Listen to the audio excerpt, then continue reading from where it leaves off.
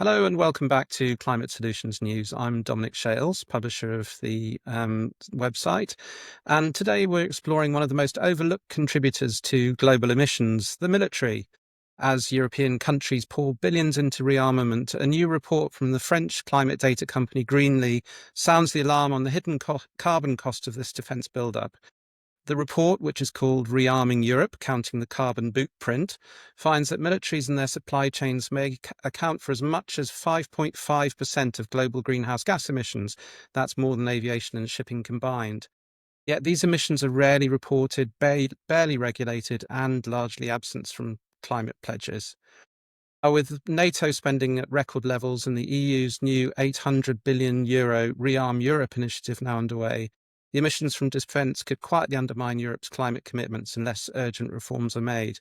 Joining us to discuss the findings is Alexis Normand, co-founder and CEO of Greenly. Welcome, Alexis. Hi, amazing to be here. Hi, Dominic. Now, you're a former health and tech executive and graduate of HEC Paris and Sciences Po, and previously worked at Withings and tech incubator eFounders. And tell us a little bit more about Greenly and the work that you do there. Sure, and thanks for mentioning the background. I mean, I studied public policy, so what I'm really excited about is how tech can, have a more immediate impact on burning issues of general interest. So previously in healthcare, and how you create incentives today for people to change behavior that will have long-term health benefits. And the reason I mention this is because it's exactly what we set out to do with Greenly.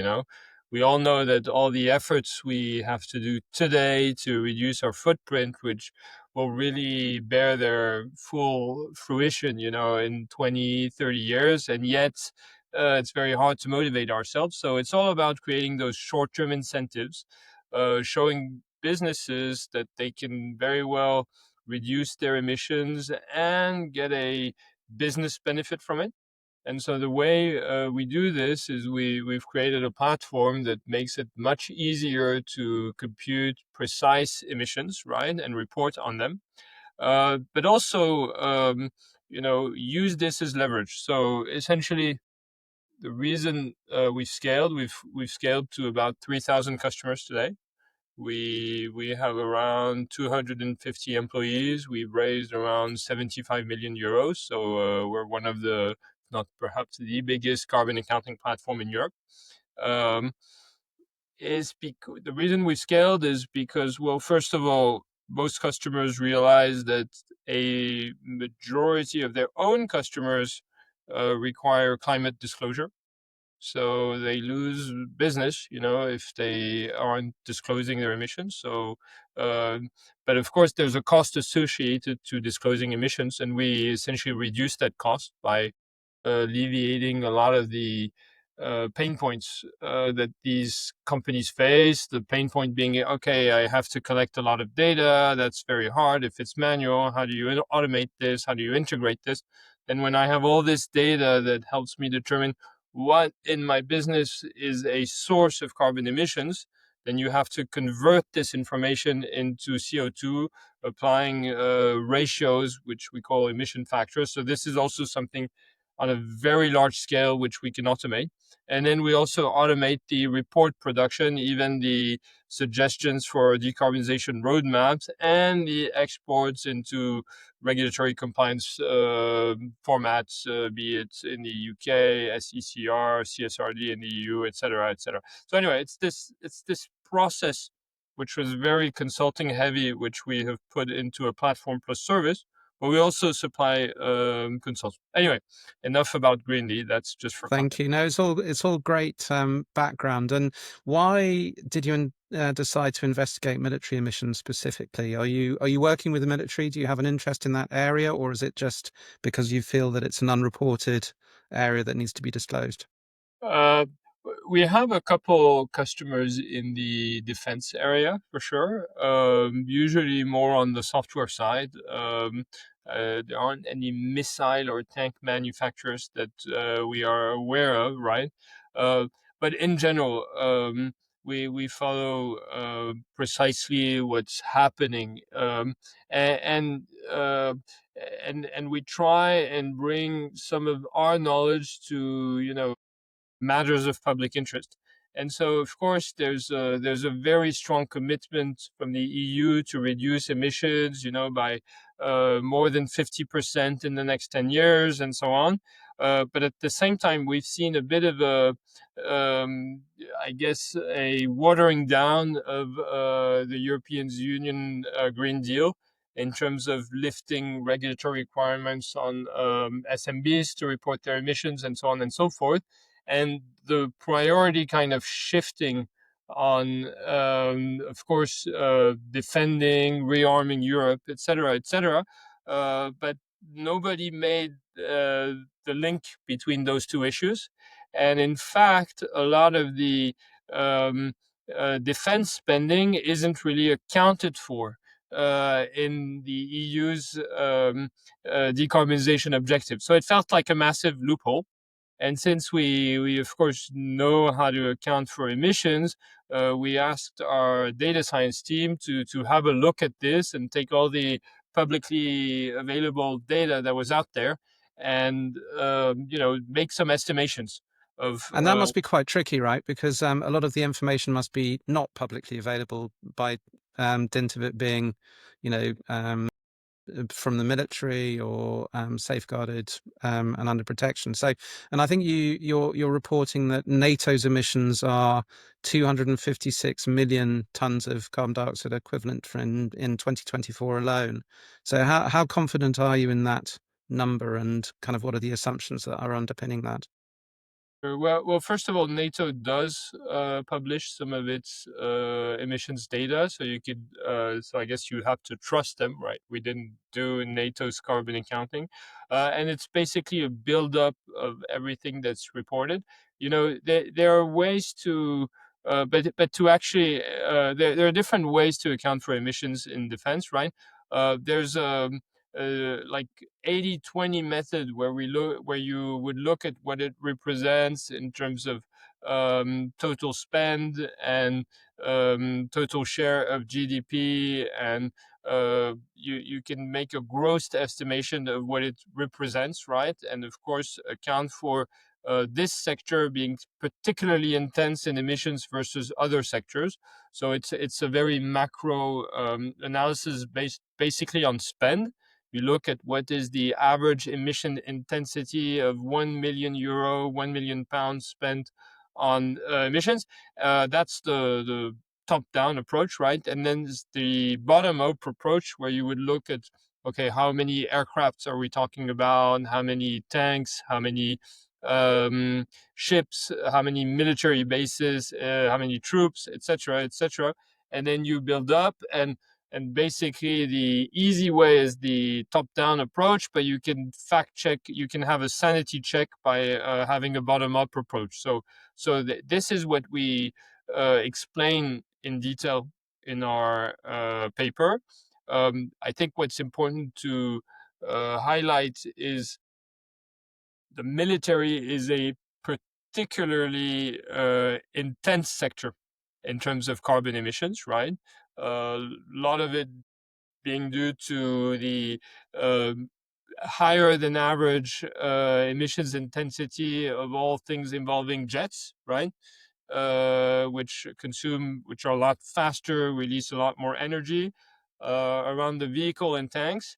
And it's not because you're not at war that it doesn't emit, right? These things need to run all the time, maneuvers, training. Same with ships, and even building military bases, more facilities. That's the construction related emissions. It's the heating, it's the cooling. So it's much more intense than, say, if we were to increase the share of schooling or services or even agricultural activities.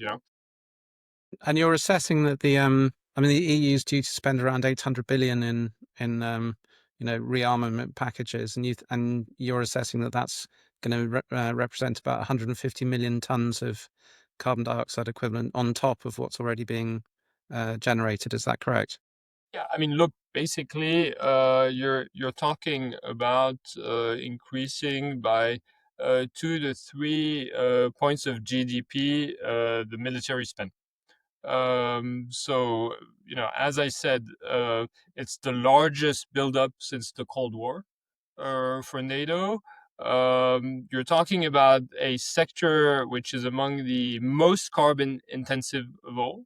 Um, it's we're talking about activities that generate emissions in terms of operation. You're talking about the fueling. You're talking about the infrastructure, the bases. You're talking about the procurement, that is the weapons, the logistics, also the decommissioning of old stuff. Um, so, as an example, the U.S. military is the world's largest institutional consumer of oil, petroleum. Um, and so now you have basically Europe meeting the same kind of targets. So uh, I could go into the full detail, but basically, if Europe's if you just look at Europe, right? When you're talking about NATO, how do you estimate this? So what we're looking at is that spending is going to rise by about 1.3 trillion dollars. Oh no, sorry, from 1.34 trillion dollars to 1.47. Okay, so we already have an estimation that it's about 233 million tons of CO2. So just as a like point of reference, a country like France is about 750 million tons of CO2, or UK is about equivalent, right? So you're talking basically more or less a third of a country like France's emissions. Okay, if you take Yeah. the whole of that's what it is today, and you're boosting this from 233 million tons to basically 256. So I have to redo the calculation, but it's a pretty significant. It's a jump equivalent, according to our computation, to about adding 5 million cars a year onto the road. Now, Um, now, some people, would argue that obviously security's got to come first.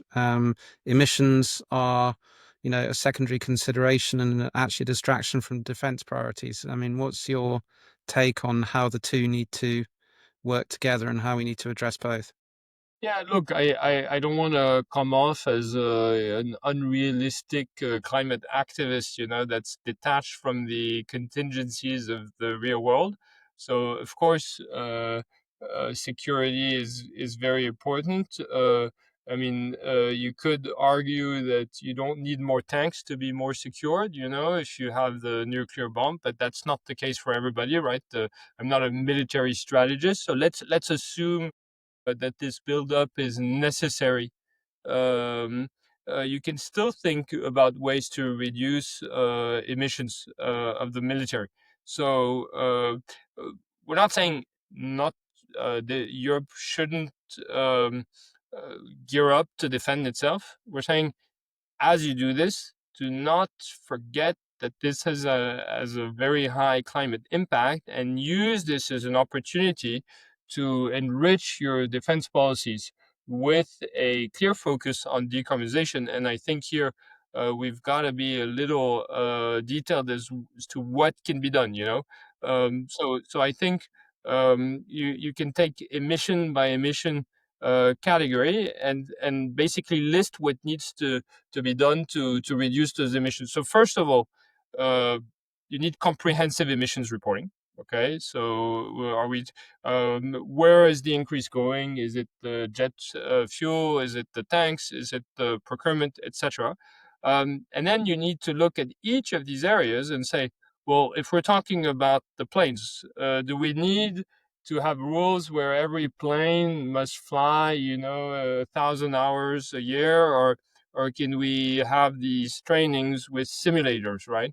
If you're looking about tanks, if you're looking at tanks and other military gears, so how often do we also need maneuvering? Can we have virtual war games and things like this? So I think nothing beats the field. Again, I'm not a general myself, but I do expect some real life exercise are needed.